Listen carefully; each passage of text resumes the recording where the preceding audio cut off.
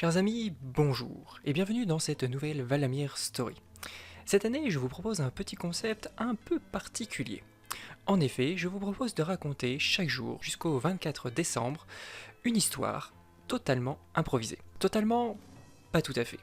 Pour être plus exact, je définirai pour chaque épisode des personnages, un lieu et une situation. Et ensuite, c'est parti. L'histoire sera donc plus ou moins cohérente, mais c'est aussi ce qui fera, je l'espère, son charme. Chers amis, installez-vous confortablement, tendez l'oreille et laissez-vous transporter par le son de ma voix. En route pour ce premier épisode du secret de Mamie No Good.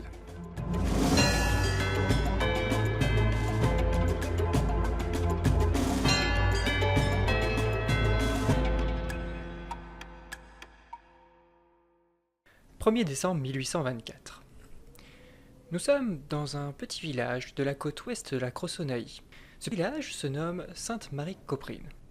C'est un petit village de pêcheurs, avec un port bordé et de nombreuses maisons, toutes occupées par les pêcheurs du village. Ce village est également entouré de falaises. Sur l'une d'elles, un château trône et domine l'ensemble de la baie qui abrite le port. Sainte-Marie-Coprine, c'est un village un peu reclus, loin de toute l'agitation ambiante de toutes les grandes villes de la Crossonnaïe. C'est un petit village où il fait bon s'y promener, se poser, flâner, regarder les mouettes voler. C'est un petit village dans lequel les gens naissent et y restent toute leur vie. Tous les habitants se connaissent, chacun apporte sa pierre à l'édifice et à la vie du village. Parmi eux, il y a la doyenne, Mamie No Good. Mamie No Good, c'est un petit peu la mascotte du village. Lorsqu'elle sort se promener, tout le monde la salue, tout le monde la connaît. Il faut dire qu'elle est très très vieille. Elle a en effet 125 ans. Mamie No Good habite l'une des maisons qui bordent le port. C'est une maison particulière. En effet, elle se détache des autres puisqu'elle est peinte en rouge.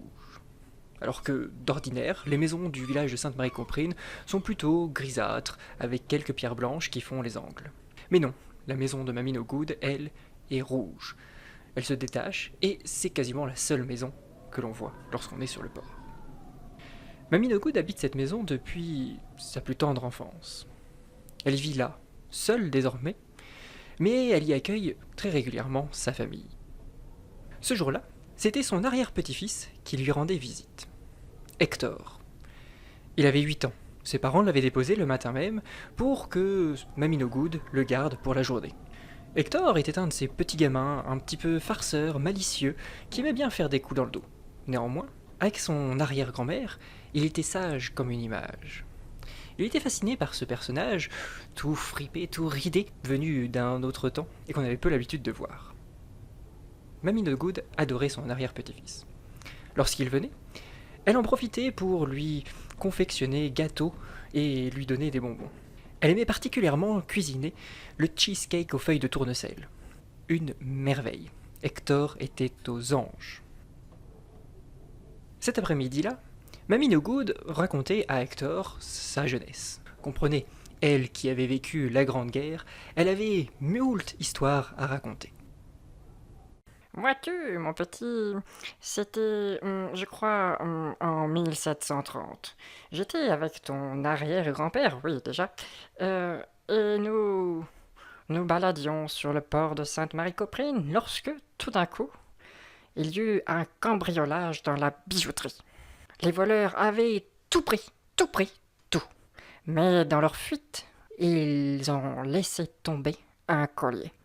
Ton arrière-grand-père, ni une ni deux, ramassa le collier, le garda et me l'offrit quelques années plus tard.